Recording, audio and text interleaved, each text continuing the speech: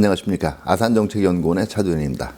제가 오늘 드릴 말씀은요, 2023년 북한의 동향을 어떻게 해석해야 될까에 관한 것입니다.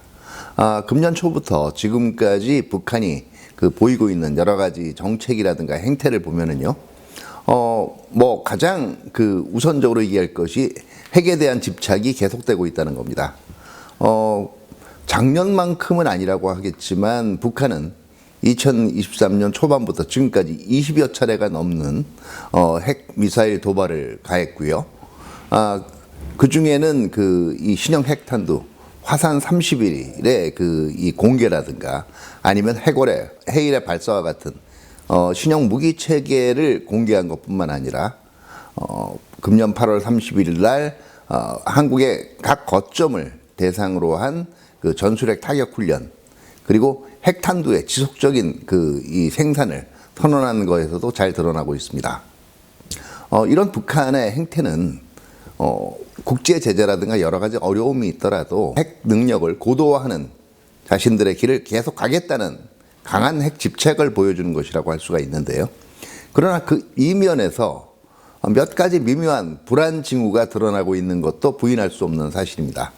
가장 대표적인 것이 경제인데요. 북한은 금년에 들어서 코로나로 인해서 3년 이상 닫혀있던 국경을 개방하고 북중 무역을 재개하기 위해서 활발한 노력을 가하고 있습니다만은 아직도 각종 북한의 경제 지표는 정상화되는 움직임을 보이지 못하고 있습니다. 그중 가장 특이할 만한 것이 주기적으로 지금 제기되고 있는 북한의 식량난인데요. 물론 이것이 과거에 1990년대 중후반에 있었던 고난의 행군 시기만큼은 아니라고 하겠지만 북한의 입장에서는 지금 계속적으로 아사자의 발생이라든가 또는 이 식량 부족 현상이 외신을 통해 보도되는 것이 결코 지금 현재 경제가 원만히 돌아간다라고 할 수는 없는 그런 상태라고 볼 수가 있겠습니다. 북한의 식량난의 원인은요, 식량 생산의 부족뿐만 아니라 유통망의 부실, 다시 말해서 도로망이 제대로 갖춰지지 않기 때문에 오지라든가 또 그 다음에 농촌 지역, 이런 데서 농촌이라든가 지방 지역에 있어서는 식량이 제대로 분배되지 못하는 모습을 보인다라는 것이고요. 세 번째, 이 개성과 같은 도시, 다시 말해서 북한 내에서도 대표적으로 식량이 좀 원활하게 생산되는 곳이고 또 도로망도 다른 지역에 비해서 탄탄하다고 할 수 있는 지역에서 식량난이라든가 아니면 아사자 발생이 보도되고 있다는 것은 관료의 부패 문제를 의심하게 만들기도 합니다. 경제 문제는 김정일 정권의 생존에 있어서 굉장히 중요한 요소이기도 합니다. 물론 북한이 과거와 같이 이 경제로 인해서 생존을 위협받을 정도의 상태에 있다라고 얘기하기는 힘들겠지만 김정은이 그동안 강조해온 것이 경제 발전이었고 이 경제 발전이 핵 개발과 함께 김정은의 업적을 상징하는 가장 중요한 요인 중에 하나였기 때문에 경제가 흔들린다는 것은 아무래도 김정은 정권의 불안 요인이 그만큼 커지고 있다는 걸 의미하는 것이 되겠죠. 두 번째는 정적인 분야입니다. 작년 말부터 금년 내내 떠오른 것이 김주애가 김정은의 딸이죠. 공식 정상에 자주 등장을 하면서 김정은의 또 다른 다음 후계자가 되는 것이 아니냐, 이런 전망들이 나오고 있는데요. 일부에서는 이미 4대 혈연 계승이 시작되었다라고 얘기도 하고 일부에서는 또 그 가능성을 부인하기도 합니다만 어떤 해석을 따르건 간에 아직 40대가 되지 않은 김정은이 후계자를 선정한다라는 것 자체가 북한 내에 지금 정치 과정이 그리 원만하게 진행되는 것만은 아니지 않을까 하는 관측을 제기하게 만듭니다. 두 번째는 이제 인사의 문제인데요. 그동안 북한이 정책이 제대로 풀리지 않을 때마다 인력 교체를 통해서 새로운 활력을 찾으려고 했습니다만은 결국 새로 등장한 인물이라는 것이 참신하거나 어떤 다른 이전 전임자에 비해서 확실한 능력을 갖추었다라고 보기가 힘든, 어떻게 보면 북한판 회전문 인사를 계속하고 있다는 것인데요.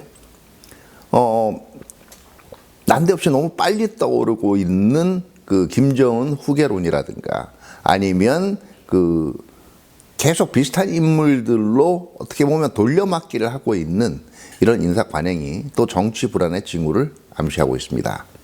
마지막으로 이제 북한이 그렇게 김정은의 가장 큰 업적이라고 내세우려고 하고 있는 그 핵전력 건설에 있어서도요.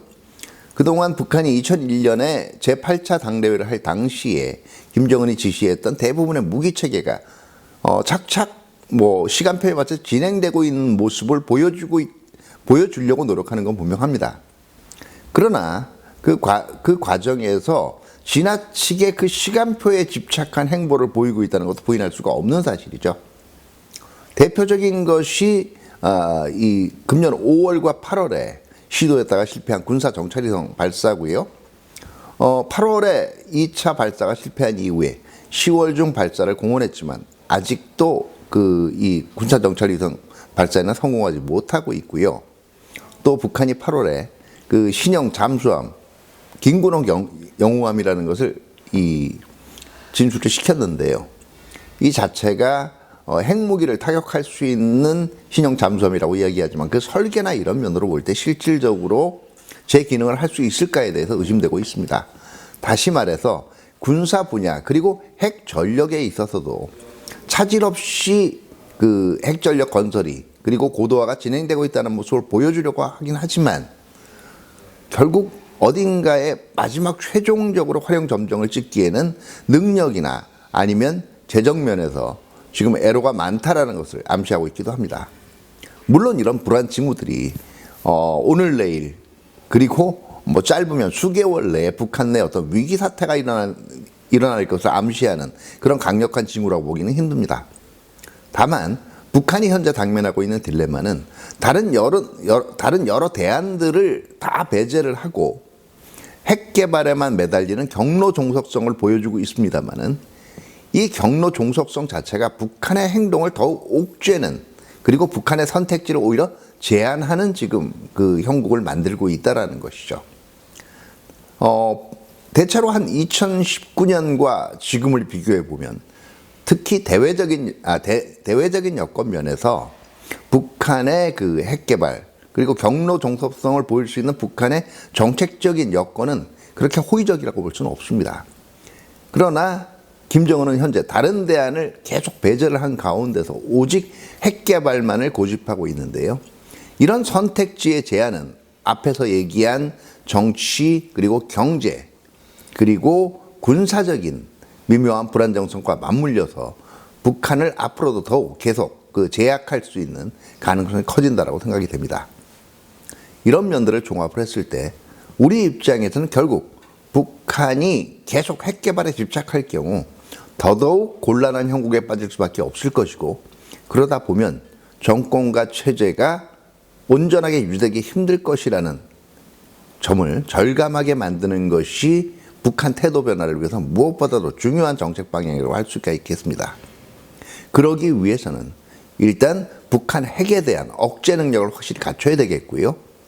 이 북한 핵의 억제 능력과 관련해서는 금년 4월 워싱턴 선언을 통해서 한미가 미국의 확장 억제 공약을 강화시켜 나가기로 약속을 했습니다만은 워싱턴 선언에서 논의가 되었던 이 핵협의그룹 NCG의 차질 없는 가동이라든가 아니면 미국 전략자산의 정례적 전개를 넘어서는 보다 강력한 억제 조치들 가령 예를 들면 전술핵의 임시 또는 상시 재배치를 타진을 해본다든가 이런 조치들이 벌써부터 이제 예의가 될 필요가 있고요.